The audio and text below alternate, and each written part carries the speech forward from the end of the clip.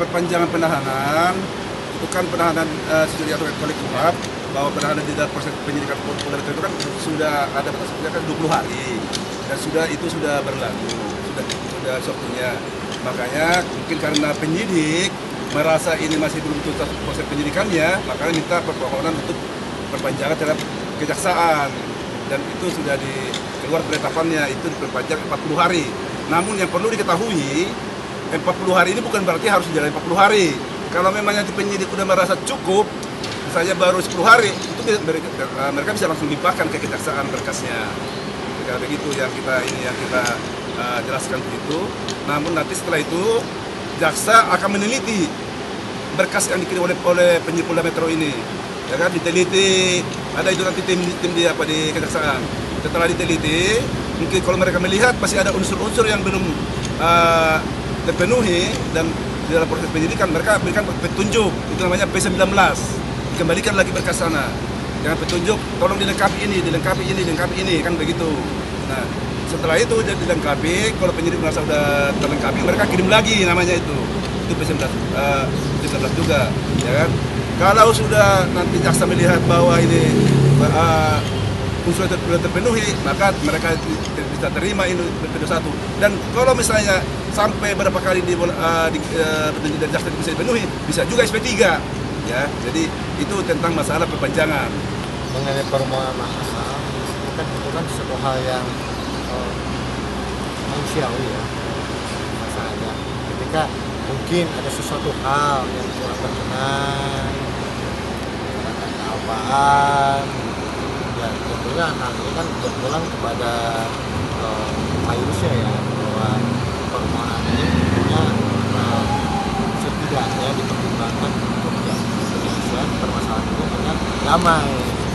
Jadi kita laporan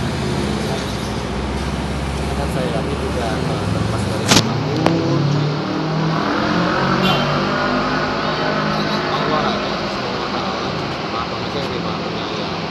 Bukankah damai itu juga terlepas dari katakanlah merasa terzolimi, tapi akan lebih mata Allah itu ketika memaafkan itu, ya artinya tuh tuntasnya penyelesaian perkara ini dengan cabutnya laporan itu pasti pahalanya lebih besar dan lebih mulia dan lebih baikkan. Bahwa permohonan ini tentunya itu saya yakin dan percaya itu dari lubuk hati yang terdalam dari seorang dai, bukan untuk sesuatu hal-hal istilahnya terkesan bahwa sudah kejadian seperti ini. Kan ketika orang itu dalam satu momen tertentu, dengan dia semakin khusyuk, dengan dia semakin mendekatkan diri kepada Allah SWT, kan bisa dengar seperti itu. Yang selain pada titik tertentu akhirnya secara nurani mengungkapkan isi hati, makanya adanya permohonan maaf itu. Ya sebetulnya permohonan maaf itu ya tentunya secara formil juga ditanggapi secara bijak. Jadi nggak ada niat sama sekali untuk promo lagu dan sebagainya? Sebenarnya itu tidak ada, itu di hal sebetulnya yang berbeda, hanya kebetulan ya mungkin namanya manusia juga nggak lebih kertasnya juga terbatas dan nggak langsung dibacakan semua gitu. Sebetulnya hal yang sangat berbeda kan tentunya. Dia ada maksud untuk hal seolah terkesan bahwa ini dibuat-buat, terkesan ini tidak tulus, terkesannya hanya sebatas basa-basi. Orang punya warna suara yang berbeda, jam terbang yang berbeda, basic yang berbeda. Aku memang bukan penyanyi kan. Ya jangan dibandingin penyanyi profesional dengan penyanyi yang bukan penyanyi lah. Gitu kan. Jadi kalau dari situ perbandingannya aja udah beda. Coba kalau mungkin kayak Tata kan penyanyi profesional, dibandingkan dengan penyanyi profesional imbang. Karena setiap orang punya warna yang berbeda, kita nggak bisa samain. Ya kalau disandingkan dengan aku ya pasti beda juga lah gitu. Terus ada tanggapan sih sekarang udah kebal ya, mau diomongin apa, yang penting aku positif sih gitu. Yang aku lakukan belum tentu orang lain bisa melakukan seperti aku, sampai harus diposting ulang sampai apa, berarti kan antusias banget ya kan, gitu aja. Aku sih positif thinking, oh berarti gue diperhatiin tuh, itu aja sih. Seberapa persen yakin bakalan laris nih? Ini saya tambahkan sedikit ya, terkait masalah larisnya ini. Pengalaman saya sebagai pengamat lagu di Indonesia ini atau artis yang top itu ya. Jadi vokalis yang luar biasa, mungkin punya suara 5 oktav lebih dari situ banyak. Tapi banyak justru yang tidak terlalu direspon masyarakat, tidak populer. Tapi saya yakin lagu Kumala ini adalah karena dia punya suara karakter yang khusus, ya kan? Dan memang biasanya di Indonesia ini harus warna karakter yang belum pernah muncul, itu yang akan biasanya meledak, akan sukses. Dan saya yakin akan sukses. Kenapa? Karena satu, ini punya karakter suara yang sangat bagus. Yang sangat bagus dari penelitiannya, belum ada karakter penyanyi di Indonesia yang top seperti ini. Jadi ini saya lihat jangan terlalu dibandingkan masalah dengan vokalis, karena yang belum tentu seorang yang vokalnya bagus itu akan jadi diterima masyarakat luas dan akan jadi populer dan akan jadi hit. Dan saya yakin melihat kondisi seperti ini, apalagi niatnya tadi Kumala cukup bagus, apapun yang didapatkan nanti dari hasil ini akan disumbangkan sebagian kepada fakir miskin, pantai sosial, dan ini pasti Tuhan akan lihat. Dan inilah mungkin salah satu Tuhan akan mengangkat derajat Kumala yang itu diambil gambar itu baru latihan awal itu gitu, jadi hasilnya nggak seperti itu gitu loh. Cuman ya itu yang dipublish kan gitu. Berapa lama nih? Itu baru datang baru lihat mic, kita baru mulai coba-coba dulu, karena kan yang namanya recording itu nggak bisa satu kali nyanyi kan, harus berulang-ulang di atas 10 kali kan sampai benar-benar maksimal.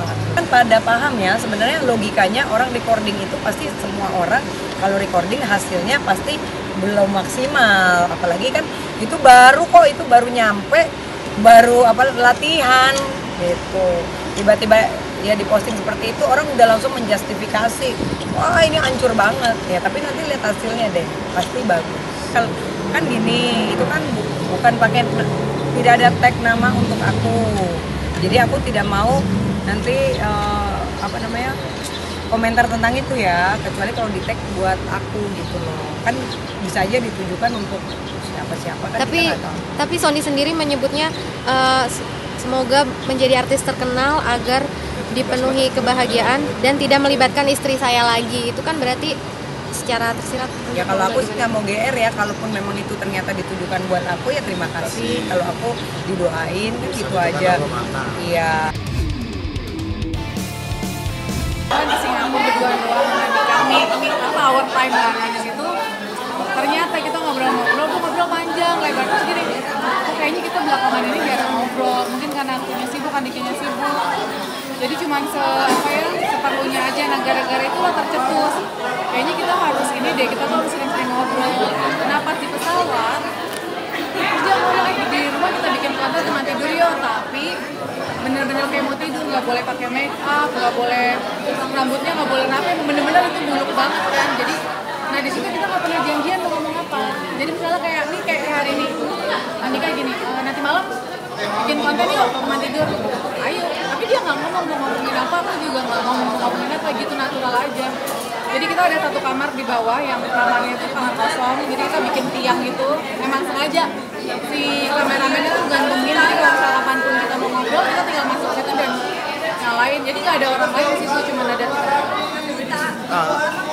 dan itu bagus. Maksudnya gini, konten itu sebenarnya lebih buat sharing penonton yang udah nikah, yang belum nikah, yang sudah mengakhiri pernikahan, maka semuanya itu kita kayak sharing aja. Kalau permasalahan kita ini relate kan sama mereka, jadinya kayak iya nih gue juga ngalamin ini, karena nggak ada gimmick, nggak ada janjian apa-apa, jadi benar-benar natural. Episode baru lagi ya itu, jadi bukannya janjian kita bikin ini seminggu kalinya nih, kayak tadi dia WhatsApp dan malam kita bikin ya gitu, nanti kapan lagi, karena itu kan yang kita omongin bukan di create, jadi memang yang lagi ada ganjalan kita omongin gitu aja. Juga sih sebenarnya tadi udah berapa kali ngomongin di tempat yang lain, cuma mungkin karena udah lama enggak, terus ngobrolnya ini di tempat tidur, di konten kita, jadi kelihatannya kayak fresh. Kalau kemarin itu kontennya Mas Kadi, aku tuh lebih begini loh, lebih kan belakangan kita lihat Gisel tuh kayaknya banyak di kata-katain dan dipojokkan sama Elisa. Sebenarnya di konten tuh aku juga pengen tuh orang sebenarnya Kadi itu baik-baik banget sama Gisel, nggak ada masalah apa-apa. Jadi ya itu kan mereka udah mengakhiri pernikahan dengan sangat baik-baik, jadi kita doain aja masing-masing bahagia, menurut aku gitu loh, lebih begitu. Jadi jangan kayaknya di kostum, padahal si Gadingnya tuh baik banget dan dia sayang dari kayak gitu sama kita. Apalagi kan Gading sama kita mah udah kayak apa, udah deket banget kan, udah berapa tahun kan, jadi udah nggak ada batasannya. Mungkin nanti nextnya kita akan ngobrol sama pasangan lain yang punya apa ya, punya pengalaman apa, biar orang-orang nih kan kadang-kadang masyarakat tuh cuman hidup kita tuh sama hidup artis tuh sebenarnya beda apa enggak sih, ternyata kan nggak sama kan, kayak masalahnya pun sama mereka juga sama, jadi pengennya begitu. Nah, makanya kalau Gading mama aku udah belasan tahun kenal, sama Andika juga apalagi tiap hari ketemu. Mas bro dia mah. Oh ya sering, udah kayak saudara kalau. Assalamualaikum warahmatullahi wabarakatuh. Saya Ali Nurdin sebagai kuasa hukum dari Antoni. Pada kesempatan ini saya akan mencoba mengklarifikasi tentang hal-hal yang sedang ribut, sedang booming di media, di mana di situ disebutkan bahwa klien kami Antoni ini melakukan pemerasan terhadap ibu dari Kris Hatta ataupun keluarga dari Kris Hatta. Saya bantah bahwa itu tidak benar, sama sekali itu tidak benar. Karena memang kalau kekerasan itu kan harus dengan ancaman, itu harus dengan dengan kekerasan juga. Sementara kemarin yang terjadi adalah ibunya Kris Hatta menelpon ke Antoni, komunikasinya juga baik-baik, mereka ketemu baik-baik, walaupun di situ memang ada angka yang lagi heboh ini bawah 1M, itu kan memang saya pikir itu adalah proses di mana saudara Antoni dijanjikan atau ada biaya untuk ganti rumah sakit dan lain-lain, atau disebut dengan ganti kerugian. Nah, itu pada saat itu sebetulnya baik-baik, tapi ketika berpisah kok jadi disebut pemerasan. Saling lapor di kepolisian, lebih baik berdamai, memikirkan masa depan mereka. Banyak hal positif yang bisa mereka lakukan, termasuk Antoni hari ini juga dia alhamdulillah ikut donor darah dengan Advokat Scott yang ada di Bandung. Jadi banyak hal positif yang mereka masih bisa lakukan gitu. Sekian mungkin dari kami sebagai kuasa hukum dan dari Antoni, mudah-mudahan klarifikasi ini bisa meluruskan cerita, bisa meluruskan opini-opini yang berkembang di masyarakat. Oke, assalamualaikum. Tanggal 24 Juli ya, Kris Hatta dijemput oleh Polda Metro Jaya jam 7 pagi, kemudian jam setengah 1 siang mamahnya menelpon saya untuk kapan mama bisa ketemu Tony. Oh iya mama, Tony lagi di Bali gitu kan, mungkin besok malam pulang, besoknya deh kita ketemu gitu. Oh ya oke, ditunggu kabarnya. Iya, begitu saya sampai Jakarta pada malam berikutnya, saya kabarin ke Norma, tante besok ketemu ya, untuk kita untuk mediasi gitu kan. Nanti saya kabarin di mana, yang pasti di Senopati gitu kan. Begitu hari H saya kabarin Senopati di tempat ini gitu. Oke, ketemulah itu janjian jam 4. Kita berbincang, ngobrol soal perdamaian itu, kata-kata damai, ngobrol, akhirnya keluarlah angka di situ kan. Karena sebelum saya menyebutkan angka itu, saya sudah mediasi juga untuk bertanya ke semua pihak apakah itu wajar. Nah, semua bilang itu wajar dan itu hak dari korban, mau dia menyebutkan berapa aja. Maka dari situ saya sebutkan angka itu, dan Anda bilang tidak menyanggupi, dia menyanggupi di bawah seperempat itulah, seperempat dari harga. Oh ya udah, nanti kalau untuk itu masih ada waktu 20 hari, saya bilang gitu. Masih ada waktu 20 hari untuk menempuh jalan damai. Berarti kan artinya saya masih membuka pintu damai gitu kan. Di situ langsung setelah pertemuan, tante atau mamahnya Kris bilang ke media kalau Antoni memblokir WhatsApp saya setelah ketemu. Dalam artian kalau saya niat memblokir, nggak ada niat baik untuk damai, dari awal kenapa saya temuin gitu loh. Apa nanti ya pengakuan Prasuka Mati Wajar sedikit? Masa ntar malu. Soal video nyaman deh, pengakuan Afgan. Ya.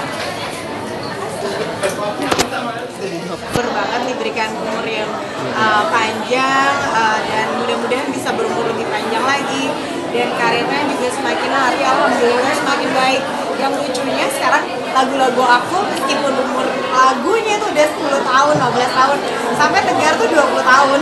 Sekarang justru yang dengerin lagu-lagu itu anak SMA sama anak SMP. Jadi aku saat ini lagi kebanjiran, banyak banget tawaran, ajakan nyanyi di pensi-pensi sekolahan. Lucu banget. Jadi kayak minggu ini aku ada nyanyi buat Lab School Cibubur.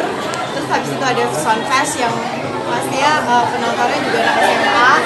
Habis itu bakalan ada banyak lagi sih sama lain. Jadi kayak musik itu ternyata nggak terukur oleh usia. Contohnya kayak apa namanya Queen, kayak namanya Beatles, kayak ABBA, semua yang udah justru di apa namanya mereka mungkin udah nggak produktif lagi, justru malahan kita semakin mencintai karya. Mau sih ngambil job di pensi, padahal pertama kelas diva ya kan.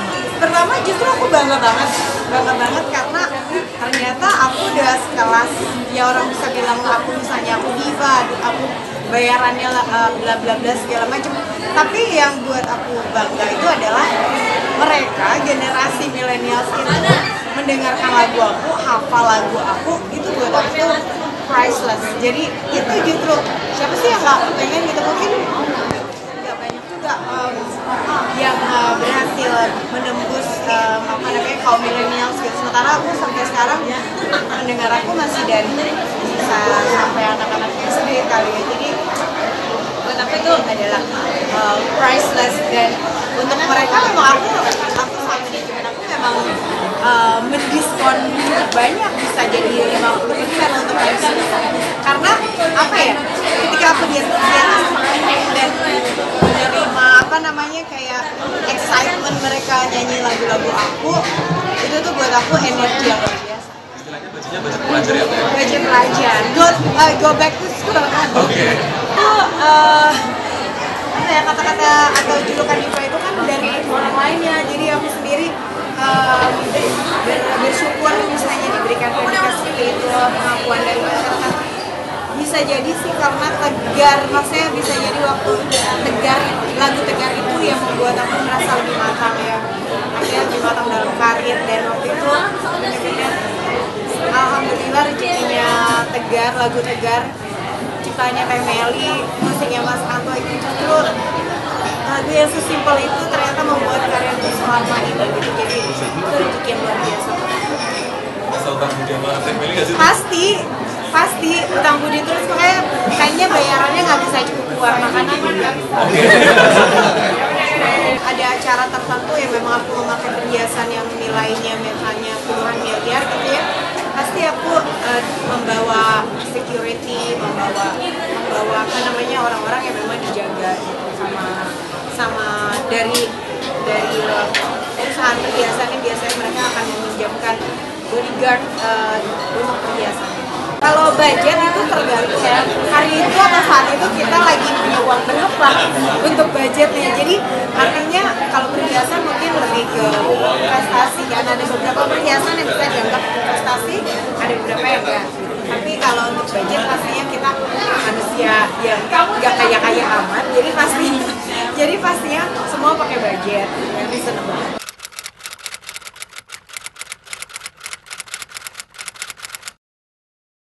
Jadi jangan lupa untuk subscribe Cumi Cumi. Ditekan ya tombol lonceng merahnya.